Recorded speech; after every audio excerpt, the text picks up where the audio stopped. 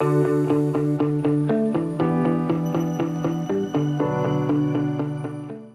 right, so this is going to be the last video for this chapter. It's going to cover section 8.4, efficiency in a perfectly competitive market. So we're going to be looking at two main ideas here, productive efficiency and allocative efficiency. If you remember, we talked about these before way back when we talked about the production possibilities frontier, the PPF curve. And so productive efficiency is any point along that curve. Allocative efficiency is the most socially beneficial, desired point along the curve. So that's what we're going to look at. All right, so learning outcomes. By the end of this section, you should be able to understand the concepts of productive and allocative efficiency in the context of a perfectly competitive market, and then compare the theoretical model of perfect competition to some real-world markets.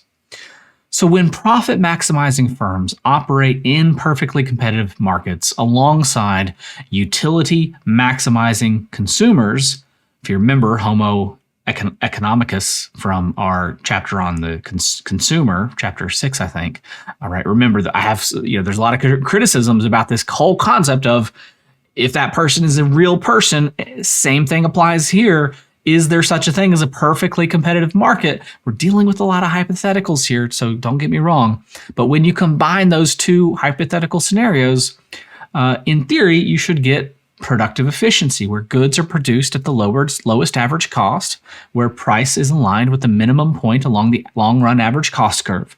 And you should also get allocative efficiency, where resources are directed to their most valued uses, which is where price is equal to the marginal cost. So productive efficiency means producing without waste. In practical terms, it's operating on the production possibilities frontier. I've added this image here. This is actually from our Chapter 2 discussion. This is not in Chapter 8. I put this here so you could have a refresher. Any point along the production possibilities frontier is considered productively efficient. Any point below, like this point R, would be considered inefficient. Any point past the curve would be considered impossible, I believe, is how they phrased it. So firms end up on the lowest point of the long-run average, under perfect competition. Firms end up at the lowest point of the long-run average cost curve. And they earn zero economic profits, meaning they use resources in the most cost-effective way. Any point on this curve is efficient because you can't increase production of one good without cutting back on the other. Okay. Allocative efficiency ensures society is producing the goods and services that align with consumer preferences. So remember, from this curve, we're saying how much should we spend on healthcare and how much should we spend on education. People are going to differ in how much they think should go to one or the other. When you take from one, you have to get, when you give to one, you take from the other. And obviously in society, there's many more than just two items that you want to spend your money on. But again, the idea with allocative efficiency is that we're producing at what society thinks is the most perfect balance of our consumer preferences. So in perfect competition, the price is equal to marginal cost of production. And if price is greater than marginal cost, if price is greater than marginal cost, then society will benefit from producing more. If price is less than marginal cost, society would be better off producing less. And so by following this rule where marginal revenues equal marginal costs for profit maximization, that should also recognize that marginal revenues being equal to price, under perfect competition, firms are automatically supplying the quantity that matches what society values. That's the idea. So it's important to remember that perfect competition is this idealized model. It's hypothetical. Same with the Homo economicus idea. In practice, there's a lot of issues that are going to complicate the true efficiency of this method. So things like income distribution problems or poverty. Some people are going to struggle to afford basic needs, even if the price is equal to marginal cost. And there's going to be externalities that we aren't factoring in, pollution and other kinds of costs that are imposed upon third parties. They're not fully captured by the market price.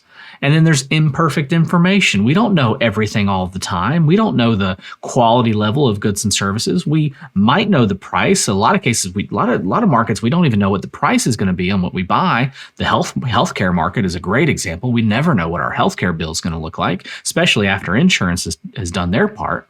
right? So we rarely have complete knowledge about products or market conditions. So there's a lot of criticisms of this whole concept. But again, it's just like with Homo economicus, it's just helpful as a benchmark, as a theory to help us to understand the real world. Right. Some of those other limitations include things like market failures, where firms may not always produce at the lowest possible cost, and prices might not always reflect the true marginal cost due to the externalities or due to lack of competition.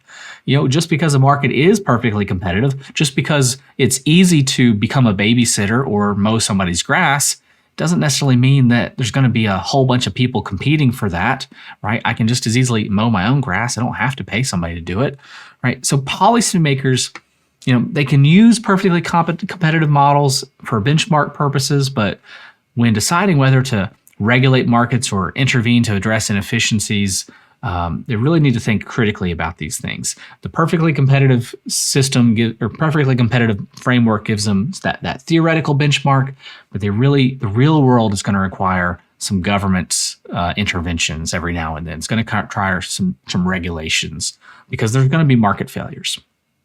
Okay. Final thoughts on this chapter on perfect competition.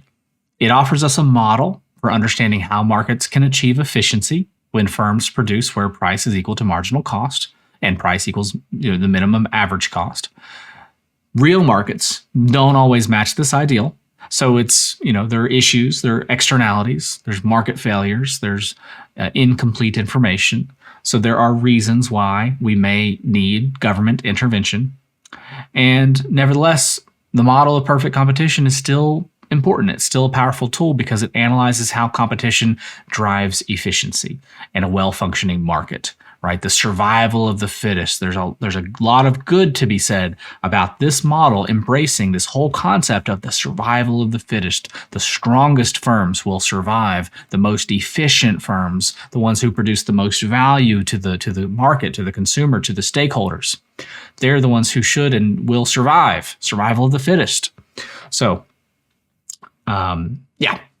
that's where we're going to cut off this video. And in the next video, we're going to start talking about the opposite thing, the opposite side of market structures, which is monopolies. You probably played the game Monopoly, the board game Monopoly, but that's what we're going to focus on is monopolies in the next chapter.